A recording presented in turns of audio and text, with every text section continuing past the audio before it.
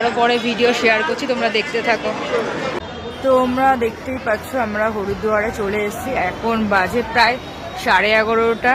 আর যারা তোমরা হোটেল নিতে চাও না তারা এখানটা এসে রেস্ট নিতে পারো। দেখতেই পাচ্ছ এখানটা সবাই শুচ্ছে, কিন্তু কোনো বাধা নেই বা কেউ কিছু বলবে না। এখানটা শুতেই পারো, এখানে রেস্ট নিতে পারো। আমরা যাচ্ছি বাইরে থাকবো। আর এখানটা দেখো কি সুন্দরভাবে, এখানে অনেকটা জলও চলে এসছে, তাছাড়া অনেকটা জল চলে এসছে। আর এখানটা এখনো লোক আছে। তোমরা বুঝতে পারছো যদি ঘড়িটা তোমাদের দেখাই,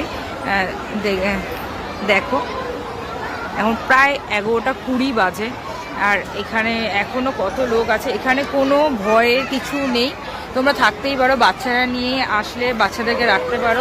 কিন্তু একটা প্রবলেম, যদি বৃষ্টি এসে যায় সাপোজ, তোমাদের ওইটা প্রবলেম হতে পারে। তাছাড়া তোমাদের কোনো প্রবলেম হবে না। আর এখানটা ভালোভাবে তোমরা থাকতে পারবে। আর যাদের মনে হচ্ছে বাইরে না থাকবে তারা এখানে ভারত সেবা আশ্রম আছে, অনেক রকম আশ্রম আছে, তারা সেখানেও থাকতে পারে। আমার মতে এখানে থাকা ভালো, কিন্তু বাচ্চা নিয়ে বৃষ্টি এসে গেলে তখন প্রবলেম হবে। কিন্তু জায়গাটা খুব ভালো, দেখতে পাচ্ছ তোমরা। আমরা এখন বাইরে চলে যাচ্ছি, দেখো আবার তোমাদের কালকে দেখাবো ভিডিও। খাবারটা দেখো জাস্ট, দাদা বৌদি হোটেল বন্ধ হয়ে গেছে আর আমাদের একটা অন্য হোটেলে আসতে হয়েছে। এটা তো ডাল, বুঝতেই পারছো, ডাল। এইটা কি বুঝতে পারছি না, এইটা কি জিনিস দেখো, এটা তো বোঝাই যাচ্ছে না। খেতে তো পাচ্ছি না, রাত্রিবেলা কি কষ্ট করে যে খাচ্ছি। এটা এইটুকুনি রাইস দিয়েছে না কিছু, এটা তো স্মোক দিয়েছে কিসে বুঝতে পারছি না, কয়লার গন্ধ ছাড়ছে। এই যেটা রুটি, আর এটা রুটি। বাবার জন্মে ফার্স্ট টাইম খাচ্ছি। তোমরা একটু আসলে বুঝে শুনে খাবার খেও। দেখো শোধো ভিড়, দেখো